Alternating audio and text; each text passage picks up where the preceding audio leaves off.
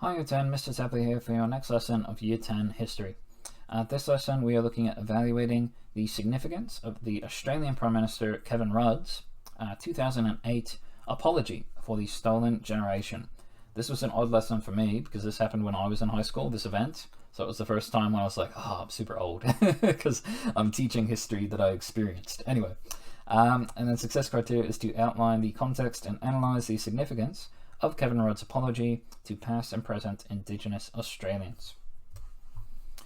On February 13th, 2008, Australian Prime Minister Kevin Rudd, obviously former Prime Minister, issued a formal apology to the Indigenous Australians for the forcible removal of Indigenous Australian children from their families by government officials. So this was the first time in Australian history that an Australian Prime Minister, or any real significant government official, had apologised and acknowledged and recognised the hurt of the stolen generation. So he got up in Parliament House, you can see he is standing there in the background, and apologised for the stolen generation. This was a landmark decision. So if you remember in that last lesson, these events happened from 1905 to 1967. 30 years later, the government said, hey, what happened with all that stolen generation crap? So they had a national inquiry, there was an investigation into what happened. And then since 1997, Indigenous rights activists and community leaders had demanded recognition of the injustices suffered by their people in this period of history. So we've known since 1997 that all this horrible stuff had happened, and rightly so. After that inquiry, so in 1997, one day later, Indigenous rights people were like, well, are you going to apologize? And we were just like, it took until 2008 for someone to apologize for the stolen generation. Think about that. That was 11 years after the national inquiry. That was 50 years after the actual events of the stolen generation. So we'd known about this, we just didn't want to recognize it. Until then, former politicians had been hesitant to apologize, so they didn't want to say sorry, for fear of their statement being taken as an admission of guilt or wrongdoing. So they thought, well, if I apologize, I've admitted that I've done the wrong thing, and I can't do that, otherwise I'll get in trouble.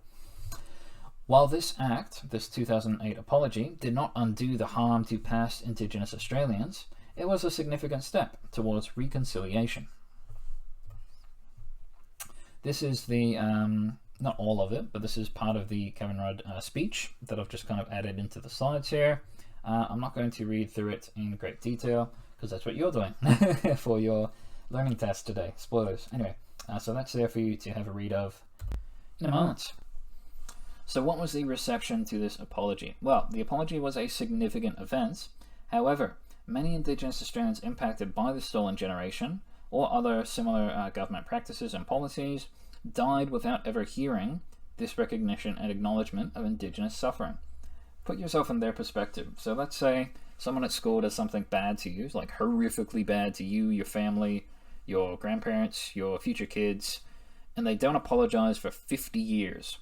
So it's happened, it's very much well known that it's happened, but they refuse to acknowledge it ever existed and refuse to apologize for what happened for 50 years. You'd be pissed off. There'd be people who, again, 1965, 1967 was when this stolen generation ended. There were a number of people who died without ever hearing, we are sorry. And that's pretty significant. So while this was a significant event, it was a first step, a new chapter. Was it enough? Was it a little too late?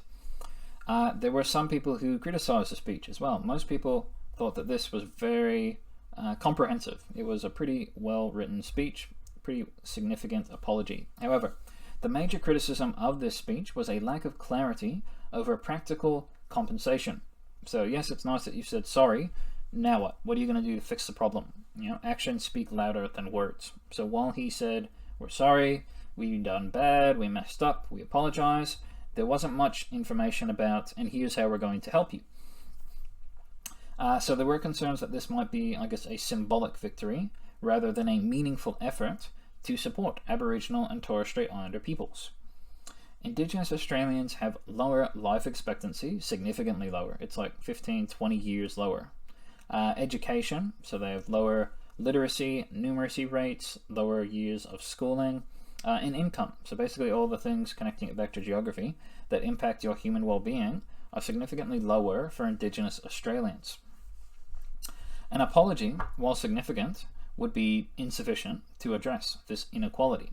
So, to put their money where their mouth was, the government created the Closing the Gap government program or initiative to address this gap of human well-being between Indigenous and non-Indigenous Australians. So that was created in 2008. 12 years later, do you think anything has changed? Who's very optimistic about this fixing it? Anyway, that's a question for another day. This lesson, you will be completing the SEM 2 learning task, Stolen Generation Apology, which is available in Google Classroom assignments. The assessment requires you to use information from the class slides, a bit of individual research, and analysis of the apology speech to answer a series of questions related to this event. I'm not going to throw you in the deep end of the pool and ask you to swim. I'm going to be providing you a bit of help. A list of support resources have been provided below to assist your efforts. The learning task is due Friday, 23rd of the 10th, so that's this week, term 4, week 3. You will have the full double period on Thursday to complete the learning task. If you don't finish it off then, you've got till Friday to finish it, end of school Friday, but because it's a holiday, you won't have any, I guess, official class time. So you've got 2 lessons in class, and then if you don't finish it off, try and get it done before Friday, 3 p.m. Any questions or concerns, let me know. Otherwise, yeah, you've got 1, 2, 3 helpful websites here about the stolen generation, about the questions you'll be answering in this learning task, which I'll go to now.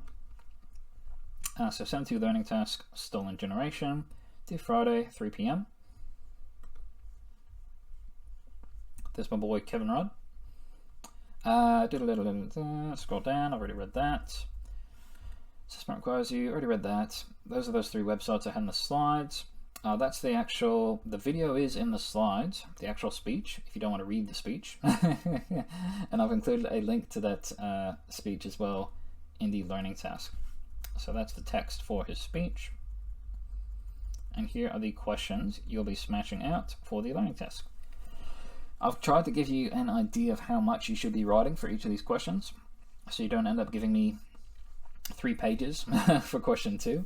But those are really just guidelines. You know, you can write an excellent response in 2 sentences, and you can write a terrible response in 5 sentences. But hopefully that should guide you in how much you should be writing and what you should be writing about for the 5 questions in this learning task. Question 1. Outline the events the Australian Prime Minister is apologising for in this speech.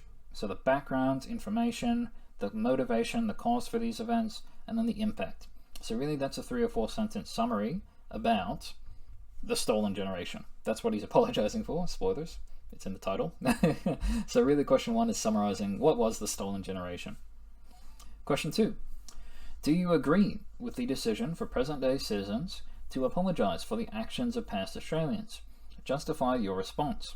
So that was an argument that a lot of people had at the time of the apology was, look, we're not saying the stolen generation was not terrible, but why should we apologize for something that my great-great-great-grandparent did? And that's, you can argue against that, absolutely. So that's the question for question 2, really. It's your opinion. Do you agree with the decision that modern-day Australians should be apologizing for the actions of past Australians who we might not have ever known or related to? Justify your response, 1 or 2 sentences. You get a similar sort of argument around connecting it to our first area of study. Should America apologize for bombing Hiroshima and Nagasaki? Should we apologize for that? Some Germans even are very upset if you say, should you apologize for the Holocaust? But that's another topic. Anyway, question 3, connecting it to our last area of study.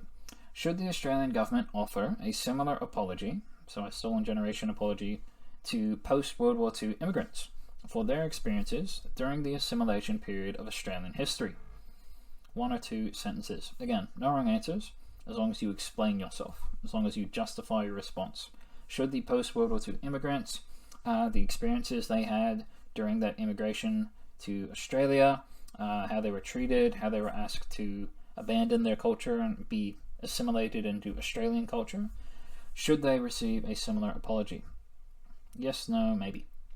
Question 4. What impact might this speech have had on Indigenous Australians? What was the reception to this speech by the Australian people? So that's 3 or 4 sentences again. So basically, what impact would this have had on, living Indigenous Australians? It's not coronavirus, I swear. And what was the reception to this speech by the Australian people? So were most people very positive, very supportive of the speech? Do most people think it was the worst thing of all time? Explain. And that information for question 4 is probably where you're going to be finding these resources here. Very useful. Question 5, final question. Outline the aims of the Closing the Gap initiative by the Australian government. So that program, that government initiative that was set up to address inequality between non-Indigenous and Indigenous Australians, what were the specific aims of how they were going to do that, and what were they trying to fix? What types of inequality were they trying to address? So you got 5 questions to smash out for this learning task, guys. You've got the speech, video of the speech, support resources, you can use the class slides, so lots of information available to help you get this done. You've got the double period to smash it out, and then Friday, if you still need extra time. If you have questions or concerns, you just need to let me know. If you need an extension, if you need extra support, again, you just need to let me know and I will be happy to help. Otherwise, see if you can complete that by Friday, submit it into Google Classroom, and then I'll see you guys in class, which will be exciting. Next week, week 4. Looking forward to it. Hope you guys are well, and cheers.